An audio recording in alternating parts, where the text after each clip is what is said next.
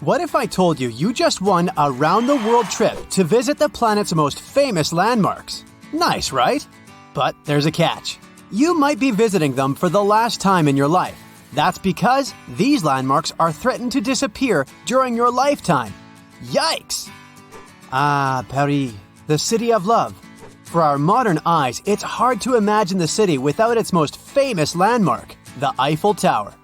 But it wasn't always there, of course. Gustave Eiffel, the tower's architect, was commissioned to expose it during the 1889 World Fair. But the so-called Iron Lady was only meant to stand for 20 years. After that, it was going to be demolished, except that, this plan was never implemented. The tower wasn't taken down because of an antenna built on top of the tower, and it conducts wireless signals. But there's a problem. The Iron Lady is made of iron. And with time and bad weather, which Paris happens to get a lot of, iron deteriorates. It rusts, and this rusting makes the iron weak, up until the point where it can crack. And if a tower that is made purely of iron starts to crack, you know what this means. No more selfies eating croissants in front of the famous Tour Eiffel. Apparently, French authorities are aware that this is happening, but instead of repairing the whole tower, they're kind of just painting over the rust. Your next stop is in beautiful Rome. You are here to visit, you guessed it, the Colosseum, one of the world's most visited monuments. The gladiators used to put on shows there. Well, you might as well say arrivederci to it while you can. Like a lot of ancient monuments, the Colosseum is in danger of disappearing. It survived for almost 2,000 years since it was commissioned by Emperor Vespasian. But due to yearly exposure to harsh weather, the monument is getting weaker. The problem here is mainly snow. When snow falls upon the Colosseum, the freezing water infiltrates the cracks of the rocks and makes them bloat. You know, like when you put a soda can into the freezer and the bottom pops out? I know, snow is a kind of infrequent visitor in Rome, but even rare below-zero temperatures can damage the Colosseum seriously. And since we can't control the weather, who knows how long we'll get to see this beauty around? After hopping on a red-eye to India, you arrive at the unique Taj Mahal. It's even more mesmerizing in person than it is in pictures. The Taj is one of the 7 wonders of the modern world. But why is it at risk of disappearing, you might ask? The monument was finished way back in 1643. It was made with pristine white marble as a gift from Emperor Shah Jahan to his beloved wife. But if our white shirts get dirty just by stepping outside the house, imagine an open-air monument that has existed for over 4 centuries. The Taj Mahal is located in the city of Agra, right beside the Yamuna River. Over the years, the region has become very polluted, and all of this pollution is helping to destroy the Taj. India's Supreme Court has been on the case for many years now, and they say the monument is turning greenish and brown. So, high authorities decided that either the local government restores the Taj Mahal completely, or they'll shut it down, or worse, destroy it. For the good of humanity, I hope they decide to restore it already. Otherwise, we'll be down to only 6 wonders. Finally, you've made it to South America. More specifically, you're now in the mountainous country of Peru. If you're not used to such high altitudes, you might get a little dizzy. But it's worth it to see the mesmerizing Incan ruins of Machu Picchu. The city is located at over 7,000 feet above sea level, and no one knows how the Incas built such a sophisticated village. That's why the site attracts around 440,000 visitors every single year. But since regulation is not so strict, the site is also slowly deteriorating.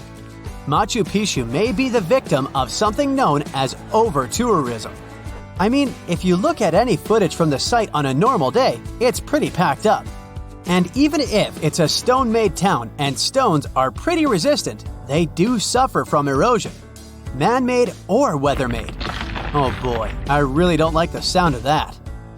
There's another stone monument that you need to check off your list. Can you guess which one it is? Yup, Stonehenge. Located in the peaceful hills of Wiltshire, England, Stonehenge has been around for over 5,000 years. Well, nobody knows exactly when it was built, but bear with me. If the only cause for disappearance would be erosion, then it would make the monument millions of years before it disappeared. But that's not the case. Since 1995, there have been multiple proposals from British authorities to build an underground tunnel that connects southeast and southwest England. The thing is, the tunnel passes underneath Stonehenge, and it might rock the site's foundation. Get it? Rock? Anyway, since the project was suggested, local supporters of the monument have found a Save Stonehenge alliance to keep the monument safe. They strongly believe that any enterprise, such as this tunnel, will severely harm the site. Ah, Egypt. This time, to arrive at your destination, you travel in style. And by that, I mean camels. Just for the photo op, of course. But why are you here? You came to check out the Great Sphinx. You know, the one with the broken nose? The Sphinx was also built way back in the day. Try over 4,000 years ago. And back then, they used what they had at their disposal, limestone. Now, some researchers think that hazardous weather may be damaging the Sphinx's limestones. You see, they're very porous types of rock, so water easily infiltrates inside of them, making erosion stronger and faster. But water is also coming from down below. Unlike the pyramids of Giza, the Great Sphinx was carved directly from the bedrock. And right underneath the monument, there's a riverbed, which also infiltrates into the Sphinx, making it weaker. Fingers crossed that Egypt doesn't get a lot of rainfall in the next few centuries. I hope you brought your swimsuit because it's time to dive deep into the Dead Sea. Except that you probably won't get too deep. You know, since there's so much salt in the water that you basically only float. Fun fact, this sea is 10 times saltier than the ocean. It may be a little ironic that the Dead Sea is at risk of actually perishing, but it's true. The lake level is dropping 4 feet every year. It has to do with one of the sea's main tributaries. A tributary is a river that flows into a much larger body of water. The thing is, the region is not so rich in natural water, so some of the local authorities ended up diverting small tributaries for basic human uses. But since every action has a reaction, the Dead Sea is now facing some difficulties. Back in the USA, it's time to visit the city that never sleeps. And if you've understood this trip by now, you already know the landmark we're visiting. It's Lady Liberty. It may come as a surprise to some, but the famous Statue of Liberty was originally copper. It's turned green due to oxidation. I mean, maybe I would also turn green if I was constantly exposed to New York's harsh weather. Some researchers say that air pollution can also speed up oxidation processes, threatening the long life of Lady Liberty. Of course, New York City does its share of maintenance. Hopefully it'll be enough for us to keep seeing the statue during our lifetime. Hey, it's time to head back home. I sure enjoyed this trip. Hope you did too. Let's hope we can still visit these places. Hey, check it out. You could technically live in the Eiffel Tower if you don't mind residing in a small apartment. Gustave Eiffel designed the tower to feature a private apartment for himself right at the top of the construction. He left the place all neat and tidy with all the necessary furniture. These days, the apartment is home to 2 mannequins, that of Eiffel himself and his equally famous friend Thomas Edison. A sneak peek at the apartment is available for tourists who purchase a ticket to the top of the tower. If you ever pass through Trafalgar Square, you'll surely miss London's smallest police station, since it's hidden beneath a lamppost. The reason why it was placed there back in 1926 was to let police officers be close to public rallies. They happen quite a lot in that area. Some even said it used to have a direct phone line to Scotland Yard. It's now used as a cleaning station, so there isn't much to see there apart from some moths. Grand Central Station, one of New York's busiest, has a great hidden activity for travelers. There are tennis courts available in a secret space named the Annex. This area used to host a lot of different things back in the day, from a recording studio to an art gallery. These days, though, the location is known as the Vanderbilt Tennis Club and can be visited by the public. Similar to Mr. Eiffel, producer Samuel Lionel Roxy Roxafel designed a hidden apartment for himself in the Radio City Music Hall in New York City. He also asked for the apartment, now called the Roxy Suite, to be decorated in the Art Deco style. It features 20-foot-high ceilings covered in gold leaf and walls with floor-to-ceiling plush drapes. These days, only Radio City performers and VIP guests can visit the location. You might be able to rent it out too, but they say the prices are very high. Rome's best-known symbol, the Colosseum, has secret tunnels hidden beneath its grounds. Back in the day, ancient Romans used these passageways to keep wild animals, like lions, tigers, elephants, and bears, as they were used for gladiator fights and other types of entertainment. They've been open for visitors since 2010, along with the Colosseum's plumbing system. It was quite the technological advancement for the time, featuring drinking fountains and even toilets. There are some people that have criticized the opening of these secret tunnels. They believe it might affect the building's structure, given the huge traffic of visitors. The Empire State Building is said to have 102 floors, but that's not true. It actually has a secret 103rd floor. The way to access it is through a hidden staircase located on the 102nd floor, but it's mostly available for the building's engineers and celebrities from time to time. That's not all. The 103rd floor leads to the Empire State Building's capsule. It's the building's famous dome. One of the most famous American landmarks features a mysterious hidden chamber. If current records are true, there's a secret room behind Abraham Lincoln's head from Mount Rushmore. It was meant to keep relative artifacts and documents of American history, like the Declaration of Independence and the Constitution. We now know these important documents are kept in another location, and the Mount Rushmore room remains inaccessible to the public to this day. Like maybe it's a video game room for park rangers. Or not. Completed between 2550 and 2490 BCE, the Great Pyramid of Giza is the last remaining of the 7 wonders of the ancient world. Constructed as a resting place for the 4th dynasty Egyptian pharaoh Khufu, it was thought to feature the Grand Gallery, the King's Chamber, and the Queen's Chamber. But that's not all, as recently a secret room was discovered here. Dubbed the Big Void, kind of like my head. This huge space is nearly 100 feet long. Its main purpose is still up for debate, but some archaeologists believe it was used as an internal ramp to help build the massive structure. Cinderella Castle is the main attraction of Disney World in Orlando, Florida, in an area called the Magic Kingdom. It does have a hidden room of its own, dubbed the Cinderella Suite. The suite was originally intended to host Walt Disney himself and his family. He passed away in 1966, and he never got to see the final result. It was finally finished in 2006, and ever since, it's only been open a limited number of times and only for visitors invited by the Disney company. Grand Central isn't the only station with hidden features. Italy has its own Milano Centrale, the country's second-largest railway station. More than 320,000 passengers pass by these walls every day. But most of them never notice the closed doors on the sidewall of the station leading to the Royal Pavilion, a fashionable area designed as a waiting room for the royal family. The pavilion features 2 grand halls divided into 2 floors with luxurious furniture, styled marble, all decorated with royal sculptures. Now, even the Statue of Liberty has a hidden room. Try to guess where it is? It's in the torch of the statue. Now, unfortunately, it's not available to the public ever since it was completely closed back in 1916. A camera was placed here back in 2011 to allow people to enjoy live streaming of the panoramic view. A statue of Leonardo da Vinci, located at Rome's Da Vinci Airport, was first unveiled back in 1960. It recently went under renovation. One of the workers made a mysterious discovery during this process: a small hole somewhere in the middle of the statue at about 30 feet. When it was carefully opened, 2 parchments were found inside.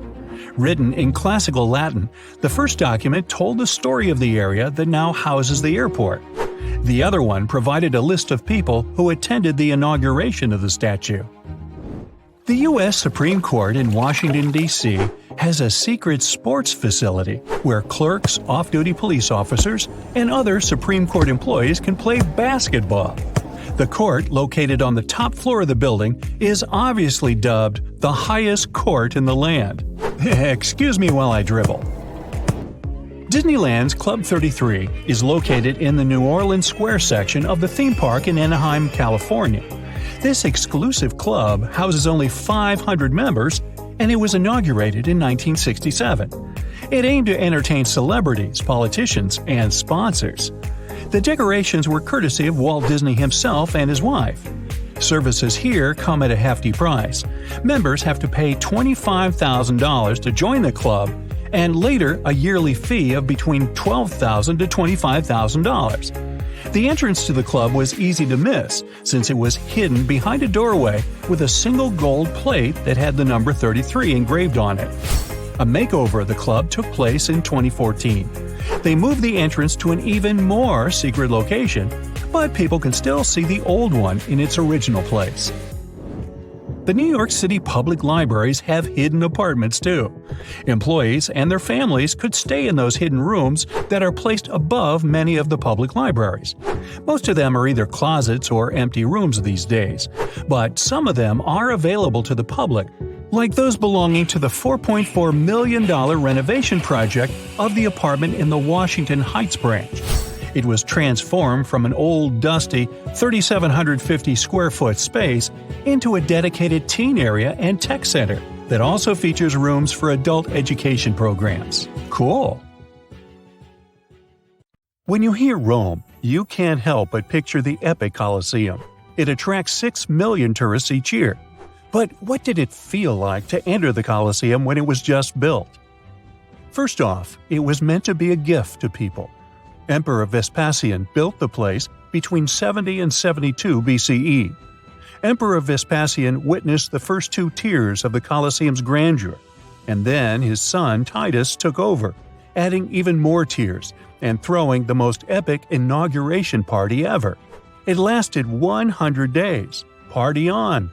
Over 5,000 animals and 2,000 gladiators were in the arena for the opening games. For 400 years, the Colosseum was the hottest entertainment spot in town. Gladiators clashed, and they also faced animals. People also reenacted historical epic events, staged mock sea fights, and performed theater plays. Around the 16th century, the hype started to fade. On top of that, earthquakes and other disasters caused some damage to the construction. During the Middle Ages and the Renaissance, the Colosseum fell into disrepair and was no longer in use for events. Over time, many of its stones were removed and repurposed for other buildings and structures. The practice of using the Colosseum stones for construction continued well into the 18th century, so it wasn't just nature that made the Colosseum fall apart. Several historical accounts mention that the stones from the Colosseum were used in the construction of various churches, palaces, and public buildings in Rome. One prominent example is the Palazzo Venezia. It's a Renaissance palace. Additionally, the Colosseum's travertine limestone was also used to build other structures within Rome, including fountains. The popularity of using the Colosseum stones for other projects was partly due to the ease of accessibility and the quality of the materials. Anyway, in the 1990s, authorities decided to give the Colosseum the fame it deserved. After all, it's the largest amphitheater in the whole world. Roman architecture usually had a touch of Greek influence, but not this one. It defied the norms, standing freely instead of being nestled into a hill like its peers. The Colosseum stands tall at 620 by 513 feet. The amphitheater could seat 50,000 people. From the emperor to commoners, everyone had a spot. The higher you sat, the poorer you were, kind of like our modern-day stadium concerts. Ready for some underground secrets?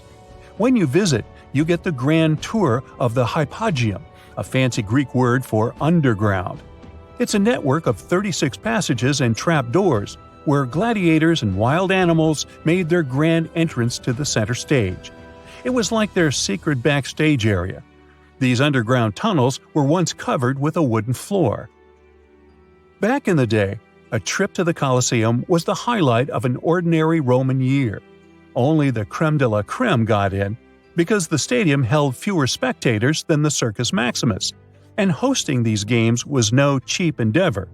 Sure thing they didn't have that fancy system with QR codes we have now. Tickets to the Coliseum were made of wood, terracotta, or bronze.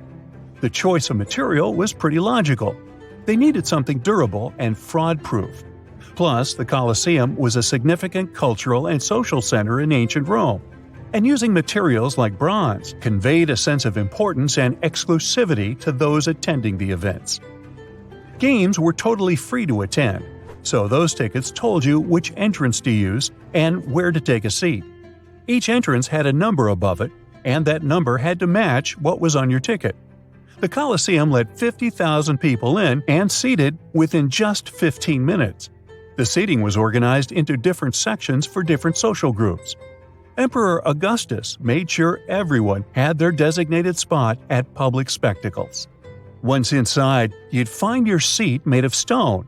It may sound cool and chic, but sitting on a hard rock for hours wasn't the comfiest experience. That's why some Romans even brought mattresses with them.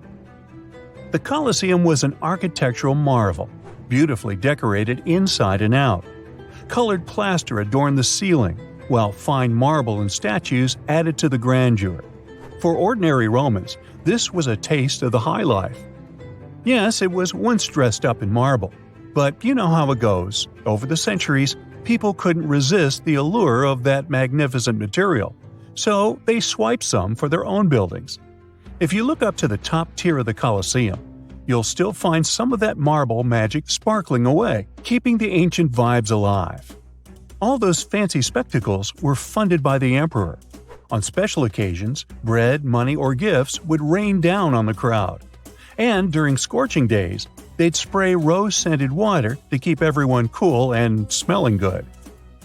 Now let's get to the show. It was an all-day affair, starting early with thrilling animal hunts known as venationes. Imagine trained animal fighters on horseback, armed with spears and bows, hunting down exotic creatures. Costumes, wings, and even fire were involved as some extra topping. The afternoon was reserved for the grand finale, the gladiatorial bouts. These fierce warriors, oiled up and dressed in polished armor with plumed helmets, were the real stars of the show. They were the sports heroes and heartthrobs of their time, thrilling the crowd with their combat skills. Oh, but the Colosseum didn't skimp on the creature comforts for its audience. Just like modern stadiums, it had amenities to keep everyone comfortable throughout the day. Rain or shine, a retractable awning called the velarium provided protection from the elements. Now, let's talk about snacks. People would be there all day. The Colosseum's clever sewer system revealed remnants of feasts: chicken bones, shellfish, olive, nuts, and even fruits like peaches, cherries, and grapes. You could bring your own food, plus vendors set up stalls outside and possibly inside too. Thirsty? They had water fountains on the first 3 levels. And yes, there were toilets, because the Romans were engineering geniuses when it came to water. You watched the whole ceremony, and it was time to leave. And of course, thousands of other people had the same thought. So instead of waiting in an exit line, you could check out the shops and stalls under the Colosseum's arches. From gladiator-themed oil lamps to figurines and amulets, they had all sorts of goodies for the eager crowd. And speaking of eagerness, taking chances by putting money into potential winners was a common feature during gladiator fights, just like our modern sports events. We have gift shops at museum exits, and we still have heated bets when it comes to sports. So in some ways, the Colosseum experience isn't so different from our modern-day events. Sure, our stadiums have lights and sound tech, but the excitement, the cheering, the food, the souvenirs, it's all in the spirit of good old fun. Suppose you were to visit the Colosseum today. The best time to go is in the morning. Spring and autumn are the winners, mild weather and fewer tourists. To skip those long ticket lines, grab your tickets online in advance. Don't be shy, get yourself a cool guided tour or an audio guide. If not, here are the important areas to look at. Obviously, the arena. Picture the heart-pounding spectacles of gladiators and wild animals entertaining roaring crowds. The underground hypogeum is the second one. If you can get in, venture into the mysterious underground tunnels and chambers where gladiators and animals would get ready for their shows. The upper levels, climb up high for panoramic views. Also, pay attention to the arches. Marvel at the ancient technology and how this place was both an amphitheater and a political hotspot. As you stroll through the Colosseum, let your imagination run wild. Picture yourself among the hustle of ancient Roman crowds, cheering for their favorite gladiators. Have you heard of unfortunate incidents at the Colosseum? A tourist was caught defacing the ancient monument. This person wasn't the first one who did it. Some people are just eager to carve their names on the walls. Authorities intervene and arrest tourists for this. About 2/3 of the construction has been knocked down already.